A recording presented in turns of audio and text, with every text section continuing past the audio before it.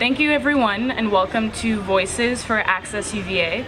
We are gathered here today in support of our AccessUVA financial aid program, which has opened the doors to so many deserving students who do not have the financial means to afford attending UVA.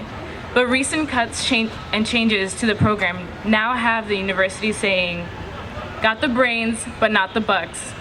Tough luck."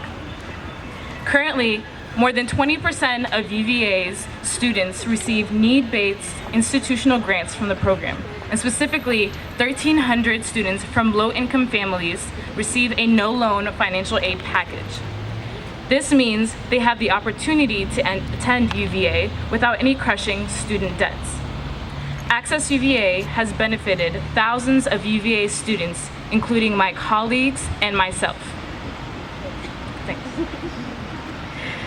My name is Hajar Ahmed, and I am a current fourth year at the university. I'm the president of Theta Nu Xi Multicultural Sorority Incorporated, as well as the vice president of the Multicultural Greek Council. My involvement with these organizations came about through my discontent with the current state of diversity at the university. My first year here, I highly considered transferring to another institution, but the incentive of the no-loan program, AccessUVA, made me reconsider all of my options.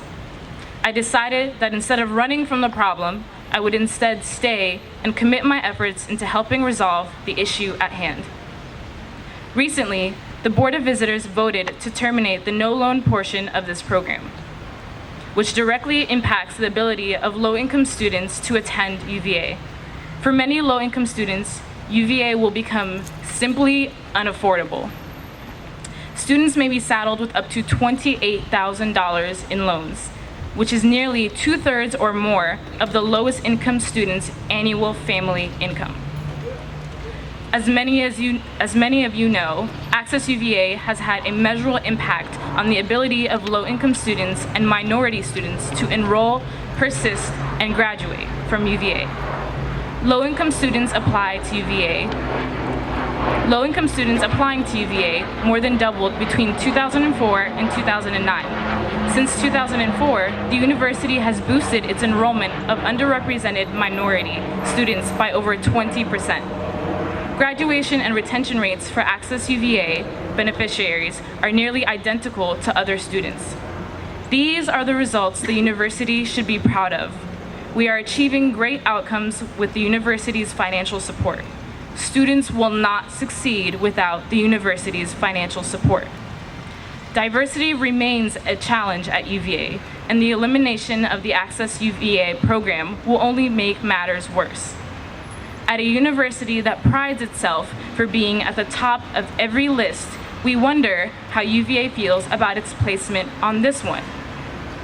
The University of Virginia is in the bottom 5% of four-year colleges nationally in terms of low-income access. Only 13% of UVA students are Pell Grant recipients, even with AccessUVA in place. This is significantly low compared to the state average for public four-year colleges that stands at 26%, and the national average, which stands at 40%. Even UVA's peers, UNC Chapel Hill and UC Berkeley, all have Pell Grant enrollment greater than 20%. UVA likes to boast about its high rankings, but not about the ones where we are perpetually underachieving. There are over 50 institutions ranging from those with meager assets, such as Appalachian State University, to those with very large amounts of wealth, like Princeton University, that maintain a no-loan policy for students from low-income families.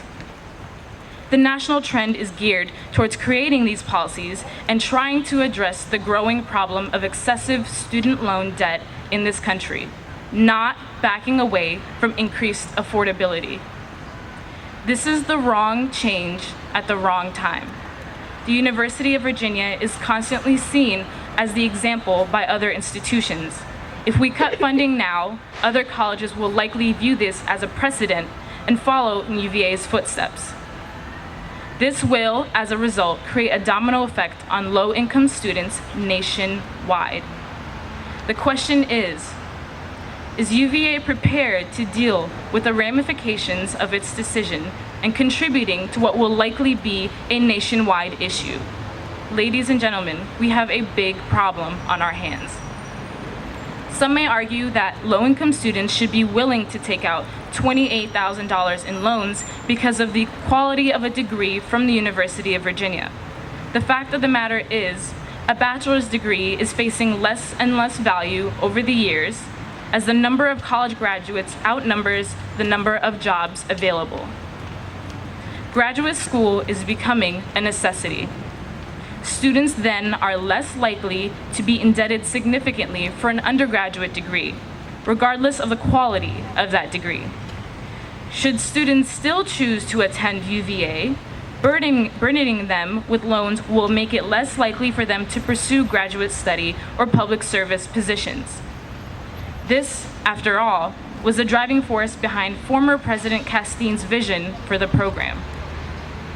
As a result, these cuts will send a bad message to alumni and students about to be alumni like myself. These changes will also isolate the current and alumni minority population and make it less likely that they will be motivated to donate to the university. It is, however, possible that this program could one day be self-sustainable from private philanthropy. An initiative to tap into alumni resources, especially those who benefited from AccessUVA, could help keep the funding circulating in the program. However, with AccessUVA being implemented less than 10 years ago, those alum are still young, and the pool of them are disproportionate to the number of students requiring aid. In the meantime, the university will need to fill the gap because there are students that need aid, and there are students that need aid now. Yesterday, my colleagues and I had the pleasure of meeting with a few members from the Board of Visitors and University Administration. It was communicated to us that we as a community need to continue discussion about this issue, and that the board is open to hearing and talking with us more. However, we are saddened that they do not see eye to eye with us about maintaining its full commitment to AccessUVA. This is a priority issue for alumni. This is a priority issue for future students. And most importantly, this is a priority issue for all of us that are here today. Today, the Board of Visitors was presented with our petition with over 8,000 signatures and still growing. To quote a comment on our petition from a UVA student, it says, "Dear Board of Visitors, please also consider the value of AccessUVA to middle and high-income students who otherwise would not come in contact with anyone in college from poor backgrounds. Understanding the whole of society is critical for tomorrow's leaders.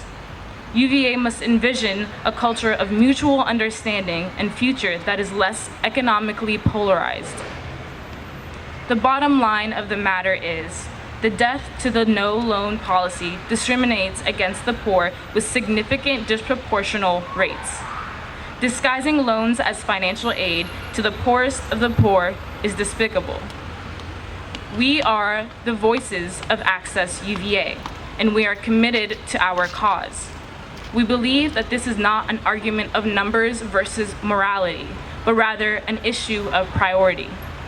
There is no university without the student body, and a diverse student body at that. We'd hope that the administration takes the time to understand that we are a critical part of this equation and reevaluate their decision. Until then, we will continue to exert our efforts in this cause and make sure that the conversation continues. I am not alone. We are not alone. We are what makes this university what it is. Thank you.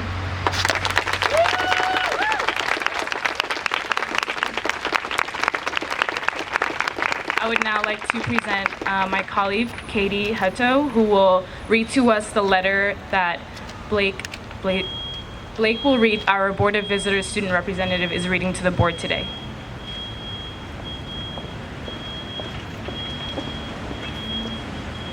Hello, my name is Katie Hutto, and I'm a third year involved with UPUS, which stands for United for Undergraduate Socioeconomic Diversity. This is an issue that hits very near and dear to our organization's core, and this is the letter that Blake read aloud to the Board of Visitors today. To whom it may concern, we, the voices behind the movement to restore AccessUVA, come before you with great concern about this university's commitment to equity, access, and inclusion. We come with facts both numerical and deeply human, with signatures representing well over 8,000 supporters, and with the best interests of the entire UVA community always in mind and at heart. We thank you for your time and ask you for your full attention, and above all, we sincerely urge everyone involved to keep this conversation alive. The numbers speak clearly. Since its inception in 2004, AccessUVA has been achieving exactly what it was meant to by providing enormous opportunities to those who otherwise would likely not be able to attend the University of Virginia. The people affected by those numbers speak even more clearly. This program plays an absolutely vital role in making diversity possible, and to compromise the promises of its no-loan policy is to shake the very foundations on which it has been built through years of cooperation and commitment. Admission standards were not lowered by the increased availability of financial aid, but barriers to enrollment certainly were. This development is clearly reflected in the growing socioeconomic diversity of our student body as well as of our proud alumni. Students with financial need are not only applying in greater numbers, but also succeeding in greater leaps and bounds than ever. AccessUVA made it happen. In less than 10 years, AccessUVA has already opened doors for many students who overcame significant obstacles on the path to college. Yet now this abrupt shift places the students most disproportionately affected, places the burden of self-sufficiency right back on those same students. It is not only the low-income students most disproportionately affected who will tell you quite clearly that a loan is not the same as a grant. A loan carries with it the looming prospect of debt, of entering the workplace up to $28,000 back before even having the chance to take one step forward. A loan is a burden, and this burden will deeply impact every aspect of the UVA experience for a long line of future students. Some will engage in multiple extracurricular activities, while others have no choice but to work. Some will choose a major based on passion, while others must choose based on money. Some will graduate full of pride and gratitude, and others held back by a lack of opportunity and institutional investment will never even be able to enroll here. A public university should serve the public good, and that is a good we believe is not defined or distinguished by who is or is not born into privilege. That's right! Yes, balancing the budget is an incredibly complicated task, which we fully recognize that administrators undertake with good intentions, but this policy change represents 0.5% of the overall budget. The same amount of money it takes to build one fraction of one building can literally change the course of a student's entire life, and in the past, it already has for so many others